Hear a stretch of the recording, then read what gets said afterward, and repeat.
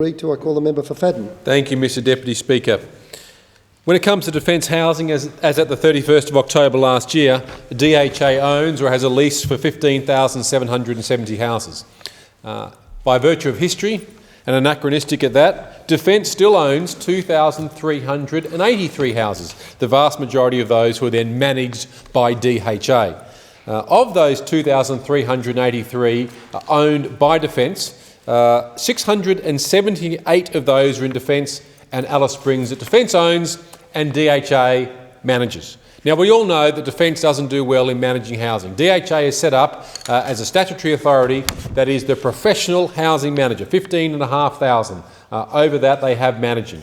The question has to be asked, why is Defence continuing to hold on to 2,383?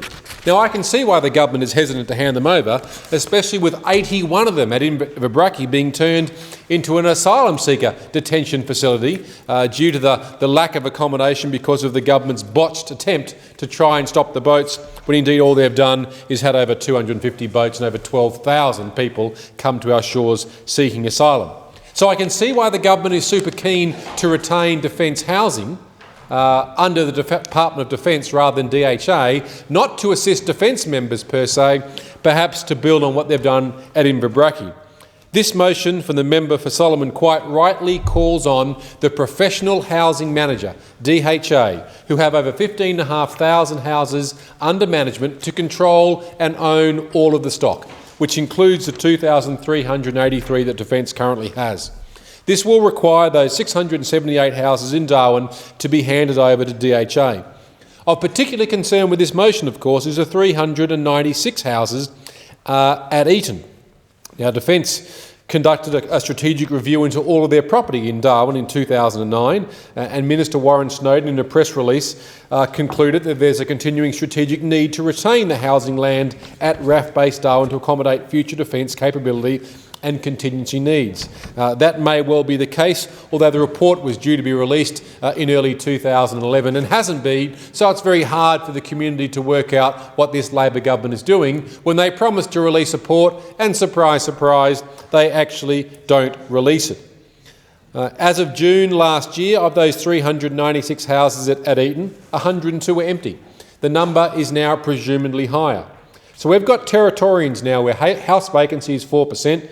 The median house price in inner Darwin is $760,000. Medium rental for 3-bedroom is $526. We have Territorians living on the street, living in cars, because this government won't listen to the local representative, the member for Solomon, who is pleading for these empty houses, over 100 of them, that have been empty now for over 12 months, to be made available to local Territorians. This government talks of social justice as if it knows something about it, but when the single greatest opportunity is here for them to demonstrate justice and love for a community, they are found desperately wanting.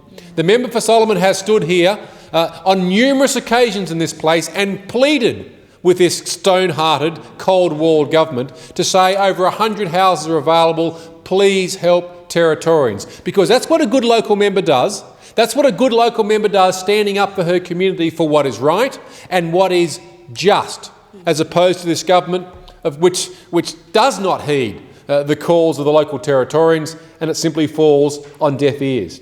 In Eaton, which is 3.5 kilometres from the city, the nearest primary school, Ludmilla, is 400 metres away.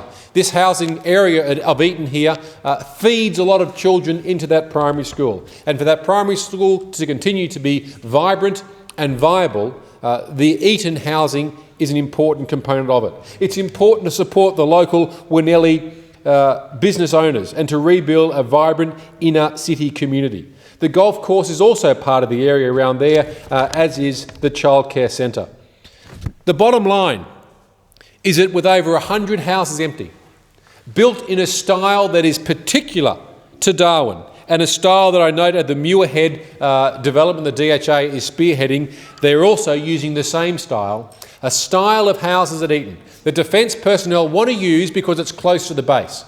With over 100 houses available, that DHA is able to either sell and rent back from the community or lease to the community, the member for Solomon quite rightly calls on the government, as a responsible member does, to provide options for this housing to the community, and I support the member for Solomon for her work.